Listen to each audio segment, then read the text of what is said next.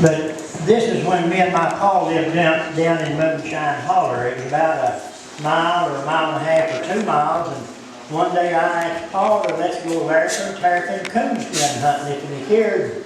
Pa asked me, he didn't care. So I went out and I called up all the dogs, all but old Shorty, and I called him up too. And we went on down the mountain till we got on the top of the holler. And all the dogs treed a possum. All but old Shorty, and he treed one too. It was up a long, tall, green sycamore sapling about 10 foot above the top, out on an old dead chestnut snag. So I asked Pa to save time, I'd shake him out if he cared. Pa asked me, he didn't care. So I climbed up there and I shook and shook and shook, and directly I heard something hit the ground. And I looked around and it was me. Every dog in that gang was on top of me, all but old Shorty, and he was on top of me too. And when I come to my right mind, well, I asked Pa to knock him off if he cared, and Pa asked me, he didn't care. And so we went on down the mountain, and directly all the dogs treated another possum. And this time it was in a huckleberry log about 2 foot through at the little end. So I asked Pa to save time, I'd twist him out if he cared, and Pa asked me, he didn't care. And then Pa picked up the axe, and the first lick, he cut old Shorty's long, smooth tail off, right slick behind his ears. It just like to ruin my dog. So we started going back toward the house. We decided there was enough hunting for one day, and we started going back toward the house, and Pa happened to notice all the pumpkins out in the pig patch. Well, we chased them pumpkins around all over the pig patch, and finally I got mad, and I jerked up a pumpkin by his tail and slung his brains out over a pig. Well, that made Pa mad. Well, he talked to me like I was a red-headed stepchild. But we finally got all the pumpkins up, shut up the fence, and locked the gate. And Pa asked me to shuck and shell a bucket of slop if I cared. I asked him, I didn't care.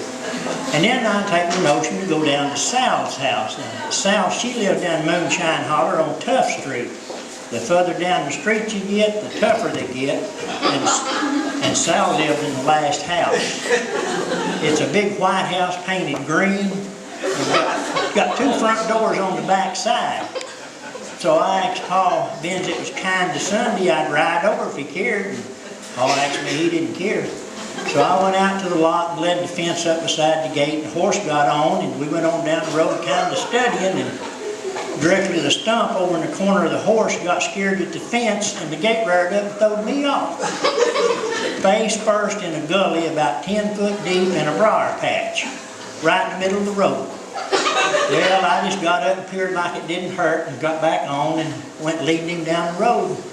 I got down to Sal's house. Why, I knew she was glad to see me because she had the door shut wide open and the windows nailed down. So I just got down and hitched the fence to the gate and went in, throwed my hat in the fireplace and spit on the bed. And me and Sal, and there I sat in a big old armchair on a stool. And then me and Sal began to talk about crops and politics and all other kind of ticks. And finally Sal allowed Reese, let's go down to the peach orchard and get some plums to make a huckleberry pie for supper if you're here. So I asked her, I didn't care. So we started on down to the peach orchard. I was walking just as close to Sal as I could walk. She was on one side of the road and I was on the other. And directly Sal said nothing, and directly I did too. We got down to the peach orchard. I asked Sal I'd climb up a pear tree and shake out some apples if she cared. She asked me, she didn't care.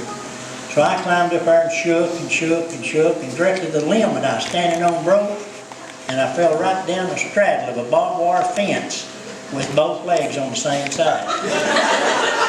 It skinned my right shin just below my left elbow and tore the sleeve out of my Sunday breeches. And I told Sal right then and there, that's the last time for me in Moonshine Holler, and I ain't been back since.